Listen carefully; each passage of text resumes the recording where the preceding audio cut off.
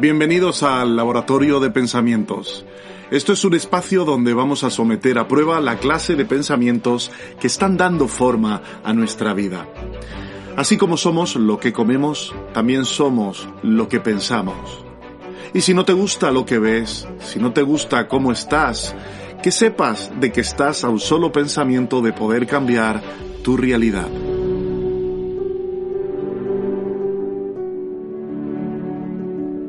Soy Carlos Fumero y te voy a acompañar en este programa de Laboratorio de Pensamientos.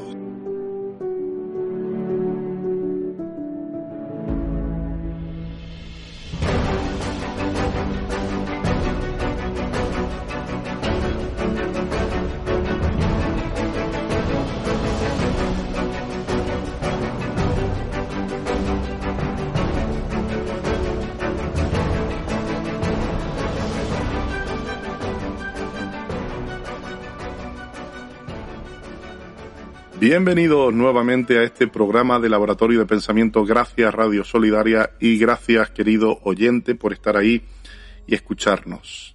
Hoy quiero hablar sobre cómo Jesús gestionó sus emociones. Porque es cierto de que todo ser humano tiene emociones. Hay unas emociones que son básicas, no vamos a entrar en clasificar o categorizar las emociones como buenas o malas en sí mismas porque son parte de la naturaleza humana.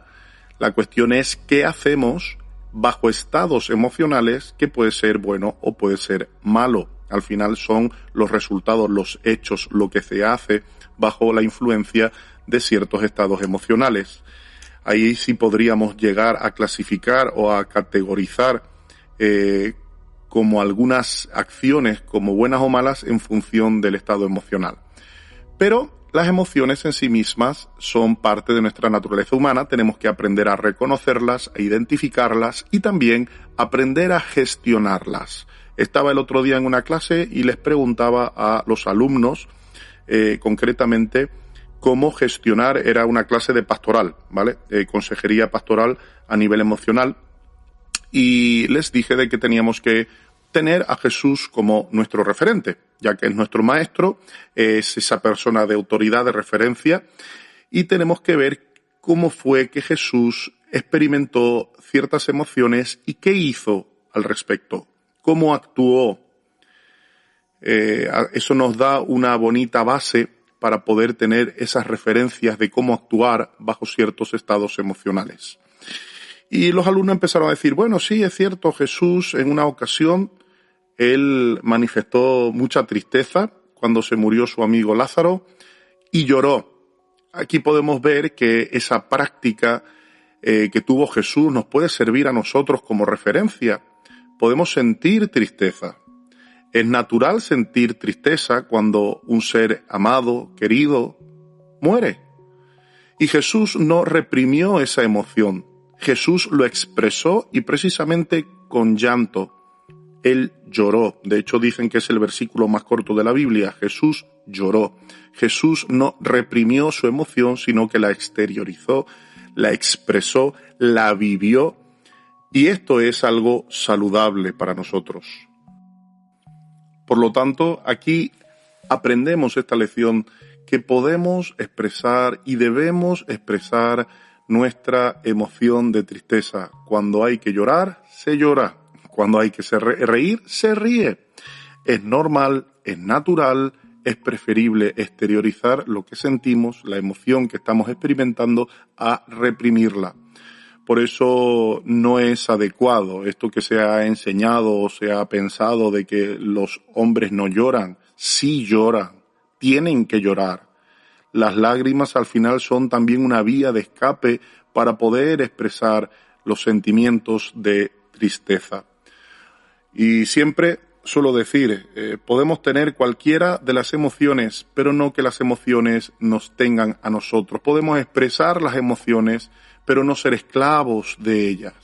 Son buenas en su dosis adecuada, pero tampoco podemos hacer de ellas nuestro estado continuo, porque si no podemos caer, por ejemplo, si tenemos tristeza o angustia y se mantiene o se sostiene en el tiempo porque estemos retroalimentando esa emoción, pues vamos a acabar siendo dañados y perjudicados por la forma fisiológica en la que ese estado emocional nos afecta. Por ejemplo, el estrés. El estrés, el miedo, es una emoción que tiene su finalidad y tiene la finalidad de poder ayudarnos a preservar la vida, a poder disponernos a huir de una amenaza o a enfrentarnos a esa amenaza. Nos predispone, nos ayuda a estar optimizando los recursos que tenemos personales para poder aprender a responder hasta de forma automática a una situación. Es curioso, ¿no?, que Jesús se nos dice de que él cuando iba a ser entregado para ser crucificado, él mismo se apartó dentro de esa angustia, dentro de ese sufrimiento que él sentía por lo que iba a pasar, por lo que se avecinaba. Él empezó, dice el relato bíblico, que empezó a tener hasta sudor como gotas de sangre, bajo mucha tensión, bajo mucha presión. No sé si alguna vez ha pasado, a mí sí. Yo sí, por ejemplo, si tengo que por alguna razón vomitar, a mí se me marca en la cara unas pintitas rojas, se me queda la cara llena de puntitos rojos por el intenso esfuerzo de lo que puede suponer vomitar. En este caso, personas, como le pasó a Jesús, bajo mucha intensidad, bajo mucha angustia, experimentan también eso. Pero la cuestión es que Jesús, él estaba orando cuando sentía angustia. Aquí es donde la práctica que él hizo de gestionar la angustia era ponerse en oración.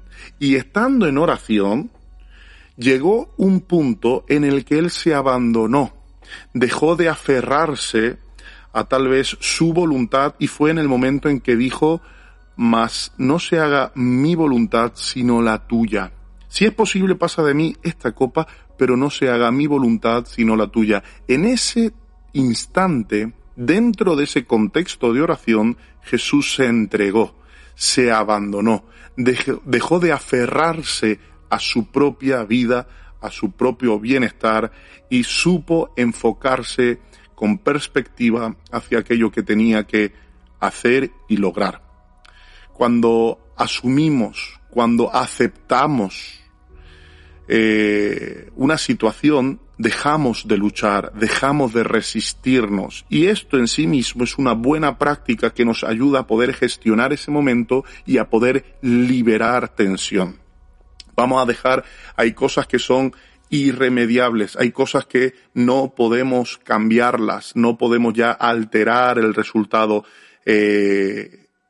Lo que entonces podemos hacer es, como en este caso, aceptar la situación, abrazar, aún en medio del dolor y del sufrimiento, lo que va a pasar, lo que tiene que pasar. Esto descarga tensión y nos libera. Pequeñas prácticas de cosas que Jesús hizo. Por ejemplo, en otra ocasión también Jesús se airó, pero a diferencia de muchas veces nosotros podemos airarnos, dice el apóstol Pablo, pero no debemos pecar.